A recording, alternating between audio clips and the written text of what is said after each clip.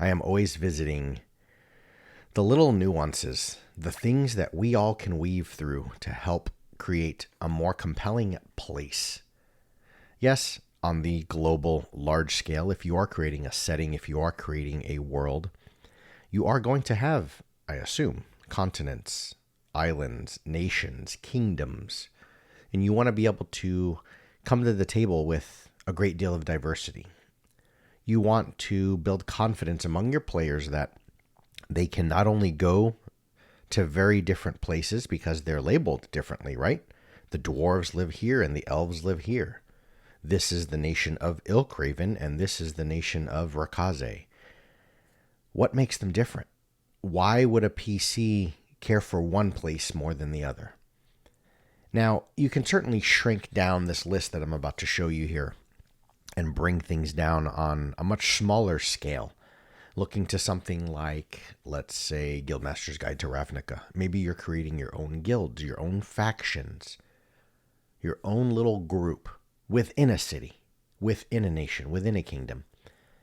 And you can go through this list as well and use it as sort of a shopping list, as sort of a whole bunch of ingredients. And you can pick and pull from these, throw them into your cauldron, stir that up, and come to the table with a wonderful meal. That's a very dramatic way of saying there's a lot of bullet points here to chew through.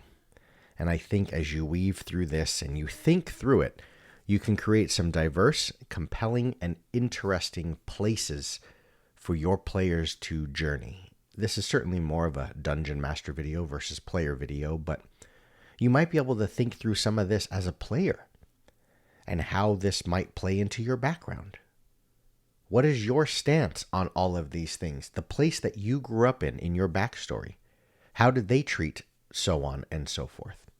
I think there's a lot of value here. Now, it must be said, this is not my list. I found this online. I think it was within some sort of article or forum on Dungeons and Dragons discussion, maybe even just world building. And someone listed this whole thing. I doubt that they made this up on their own because these are, if you were to Wikipedia it, many, if not all of these things, are the various attributes and things you want to think through that create cultures, that allow us in the real world to say that those that live in Eastern Europe have a different stance and a different take, a different belief than those that live over in the West, and so on. So we'll just chew through this list. There's a lot here, so I'm going to try and be very brief with it, but stick with me here. I think there's a lot of value. Let's do this. Starting at the top. In no particular order of importance, I think everything listed here is in alphabetical order, but as I said, especially if you're shrinking this down more into things that are of value to you in a much smaller space, like you just want to build a faction, a rival faction to oppose the ones on the other side, you may not use everything here. How do these, sort of the blank sentence, how does this group, how do these people, how does this culture approach the following? Agriculture. Why does that matter? Well, it informs what sort of crops, right? How they're going to eat. What are the methods of farming that might inform the tools that they build, that they use, that they need? When do they harvest? These sort of things, and you'll notice there's a lot of weaving and interwoven aspects where one thing relates strongly to another and so on. The god of harvest, if you have such a god in your world, do they wait for that god to bless them with rains and an abundance of, fertile soil and whatnot? How does this culture handle architecture? What are the aesthetic styles? This is a very big one, an important one, because it's kind of playing into the senses, right? Sight, sound, smell, taste, hearing, and so on. When your PCs walk into this kingdom and the first little hamlet or village they come upon, the first tavern, the little stop that they approach where they're going to get some food and drink, or, of course, when they walk into the city, what do they see? What's the style? Is everything opulent, white stone marble? Is everything skin and flesh? What are the aesthetic styles? What buildings do they have? How high do they go? Do they do the sort of typical religious buildings stand higher than any other? The palaces are much higher. Are the nobles, only living in certain types of buildings, reinforced wood with small bits of, iron framing versus the beggars and the lowlifes in the city. Do they only live in tents and huts and whatnot? What are the materials, right? That might inform imports and exports. What's important to them? What might be considered sacred? What do the streets look like? How well organized are they? Is it just a maze? Is it a sort of figure it out for yourself, Ninja Warrior parkour style, climb on things, jump over things, and Altair and Assassin's Creed and move yourself around? Or is it well structured, right? I mean, look at the population of a place like Tokyo and New York. I've been to both. Tokyo, despite the amount of people that are there is this sort of organized chaos. Everyone's moving almost robotically, dare I say, in a straight line, like they know where they're going, and it's well structured. Are there street signs in your streets and so on? Waste disposal. That informs a lot, right? You'll notice we'll get into like dangers and medicine and whatnot. How prevalent is disease in your city? If there's refuse and trash in every, not just in alleyways, on the main streets, and people just dump their buckets, that can be a problem. Maybe there's a god, sort of the god of Nurgle or Nurgle, and they feed on this stuff, and it draws in ROUSs, larger rats. What kind of walls or defensive structures? Are these things only reserved for the innermost area of the city where the king's palace is and maybe the key temples and libraries and arcane academies? But outside of that, the sort of outer city is not walled? Why do they have to put walls up? What are they, they keeping something in, keeping something out?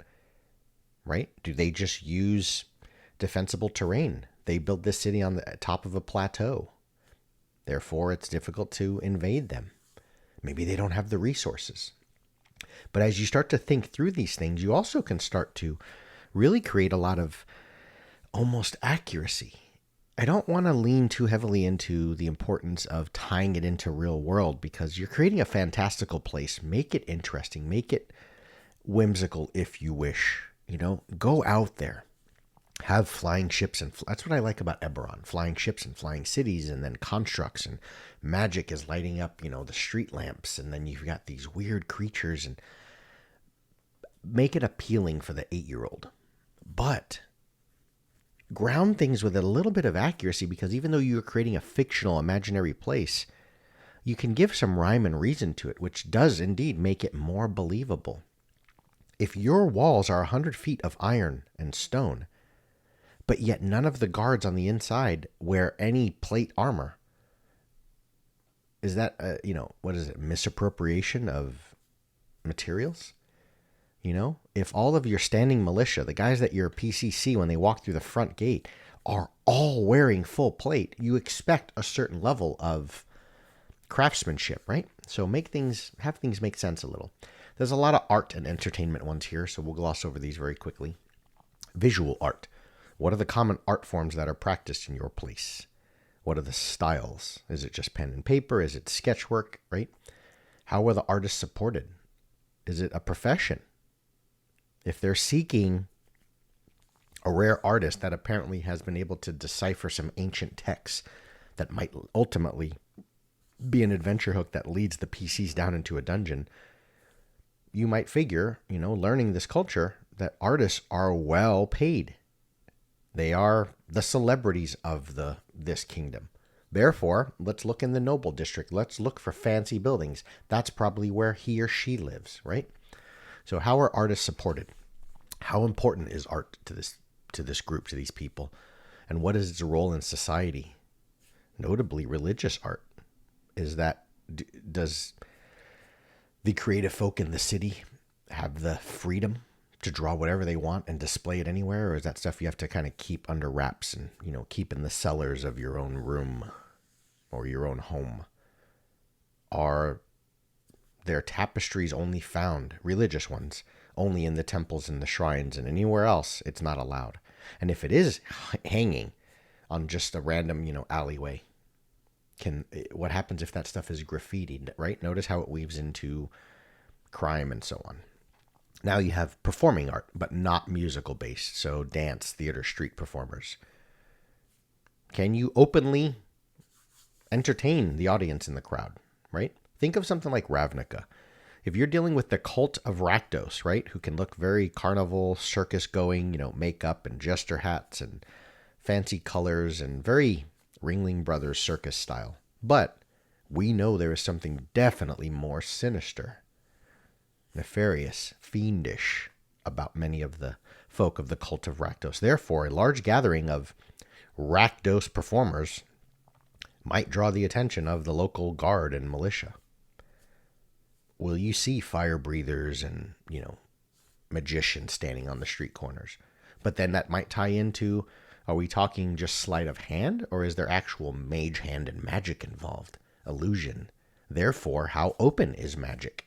If it's used for performance, is it just allowed? Cantrip level? You get where I'm going. Calendar and holidays. With this tied into a little bit of the agriculture, right? When is the harvest, solstice, equinox, other calendar, holidays or events. That can inform a lot. If your PCs approach this nation at the wrong time of the year, they may not find the resources they need. There may not be anyone out. There was a horrible event, the demonic invasion that occurred during this week. And during that week, everyone is boarded up, sheltered, windows are closed. All the inns and taverns closed by dusk. At night, only the dark, evil things lurk about. Okay? What is the climate of this place? This really can inform a lot. Everything can be very simply, it's in the north, it's cold, it's frozen, it's Viking. It's in the south, it's jungle, it's, temperate, blah, blah, blah. But what's the average rainfall and temperature? If you have a god of weather, a god of rain, you have druids in your world that deal with controlling weather. They might converge in places where there is a diverse biosphere or whatever you want to call it. But what are some noteworthy adverse weather conditions, right? Look at places with earthquakes and tsunamis. Is that nature? Is that the god of nature punishing those that live there? Or is that some wizard that's coming in and doing some catastrophic level magic or druid?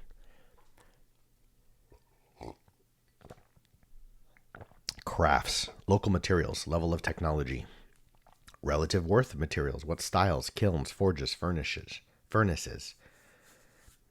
Is this the place where you can go to get the things that are found in the player's handbook? Right? The easy way is to think of crafting as like this is the nation of dwarves or elves, and they make all the best weapons. These are where all the best blacksmiths are. But what about seamstresses and tailors and leather workers and fancy backpacks? Are there people here that infuse various baseline equipment things, rope and backpacks and all the packs, right? Monster Hunter's kit, Explorer's pack, Burglar's pack. Are there folk here in this society, because crafting is such a big thing, that infuse that with magical energy? Therefore, they make backpacks into bags of holding or Heward's handy haversack and so on. This is a big one. Crime. What is the criminal underground, right? Who is your mafia, yakuza, Chinese triad, and so on? Is there one? What sort of pull do they have? What sort of play do they have? Are they the sort of enforcers of things? Do they really run the show? Who is considered above the law? And so on. What are the common crimes? This is very important. If cantrip level magic is considered a common crime because magic once stained the entire nation a long time ago, misuse of it, right? Disregard and disrespect for its power, and therefore magic is basically outlawed. Your wizard and sorcerer might want to know, are we talking cantrip level or, level 4 spells and above? No cloud kills, no fireballs, whatever? Or can I not use prestidigitation, right? Because if that wizard walks through a giant puddle or it's raining and he's not getting wet, people might be like, hey, that guy's a finger wiggler. What's considered contraband? What might your PCs walk through the front gate with and not realize that is going to cause a problem, right? I mean, think of all of these associations in the real world. You have the wrong... I saw a news article recently of a guy that accidentally had a weapon in his car, in his trunk, and his car got searched on his way from America into Mexico. That dude went to jail, in a Mexican jail, right? Like, try and bring a large pocket knife however large you can fit into your pocket, onto a plane. Big ramifications. See, but I feel like every one of these, not just the main bullet points, but the little things inside of the paragraph, the parentheses, every one of these sparks something for me. There might be an entire adventure hook there. You were given something that you thought, it's benevolent. It's a religious holy artifact of a lawful good God. But you carry that into this town, and there was no indication that this is a dark place, but you carry that in, it pings on some sort of, scrying system, and they know you have it, and all hell breaks loose as a result. And that is the start of your story and your campaign, all because of that single item that you tried to bring through. Why do you have it? Did you get more of it? Who do you have more of it? Can you get more? Who gave it to you? What do you try? You get it. And of course, what is considered illegal magic? We kind of went over that a little bit. Cuisine. Beverages, dietary restrictions, methods of preparation, range of food, spices used, typical meals. Unless you have dwarves in your party with a high constitution and resistance to poison, is this place, kind of human-esque? Do they cook everything? If they don't, can you eat the raw food? Are they eating the meat from creatures that sort of are infested with rot and filth and necrotic energy? You maybe don't want to eat that stuff, right? But that informs if your PC's, now you're getting into survival 101. If your PC's are low on resources, this is not the place to replenish items and gear and things like this. What are the dangers of this kingdom, this nation? What are the native beasts to the area? What are some likely pitfalls for visitors? Maybe just by simply being an outsider, a race that these people do not like, that's an automatic pitfall right there. Dragonborn, you're not welcome here. The stain of a large ancient dragon 10 years ago just ruined everyone here. They hate anything that looks or resembles a dragon. What are some diseases that your players might expect to encounter? This might be a place that only the paladins are free to roam. What is the economy of this place? Do they use the same currency? Think of Avernus. Soul coins is kind of everything. There are certain, in my world, I use Aeronol, right? In Eberron, not in my world, but in my storyline, Aeronol and the Deathless. Not a lot of value on gold there, right? When you're ancient and old and sort of ghostly and sort of effect, you're not going to come to the table and try and bribe them with a bunch of platinum, right? It doesn't hold as much value, but that might hold a lot of value to a thieves guild. Maybe information is everything in your world. So when you think of coinage, just think of not so much specific, the tangible, physical, circular things you can hold in your hand. What is valuable to this group, to these people? And employment. Can you go in there and get a job? Are the fighters and the wizards and, the player characters, if you will, the leveled folk, the ones that can get a job? But is there a place for artists? Is there a place for street performers? Is there a place for circus goers, for cooks, and so on? There's a lot. You can see we're only in E, so I'm going to cut this pretty soon.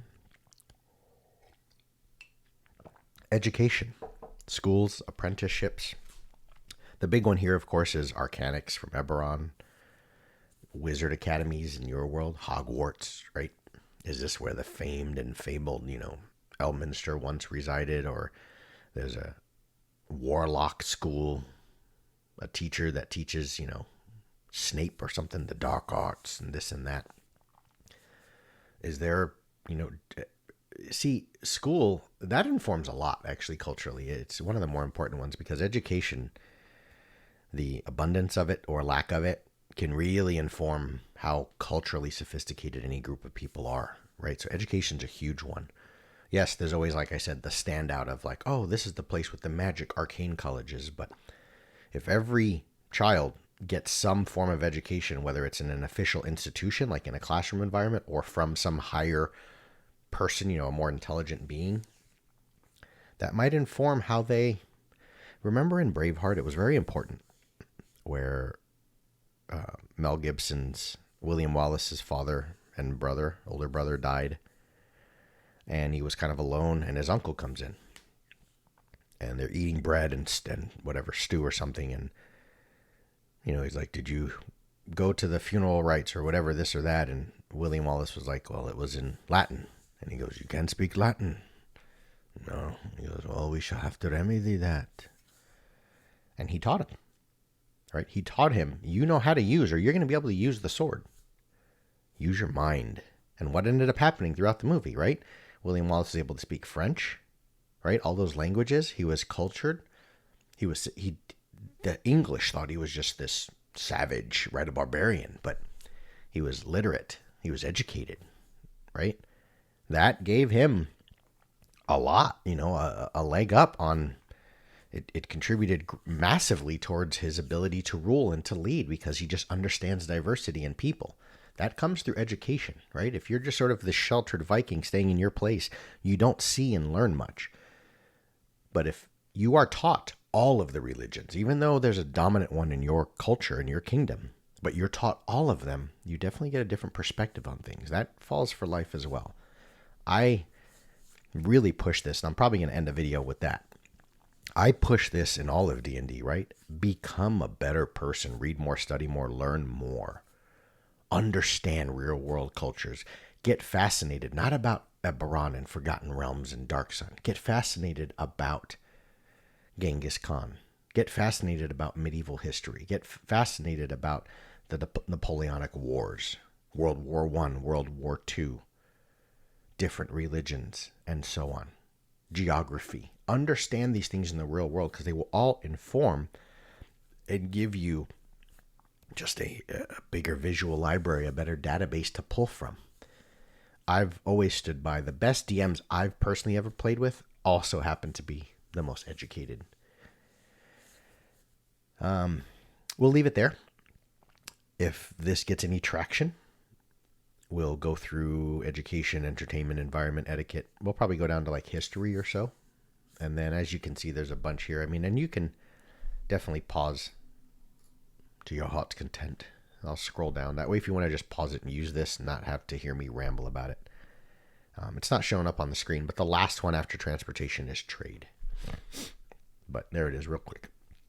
Agriculture, architecture, art, visual, performing art, calendar and holidays, climate, crafts, crime, cuisine, dangers, economy, education, entertainment, environment, etiquette, humor, industry, family structure, fashion, foreign relations, government, history, languages, law enforcement, laws, literature, livestock, magical traditions. I like that one.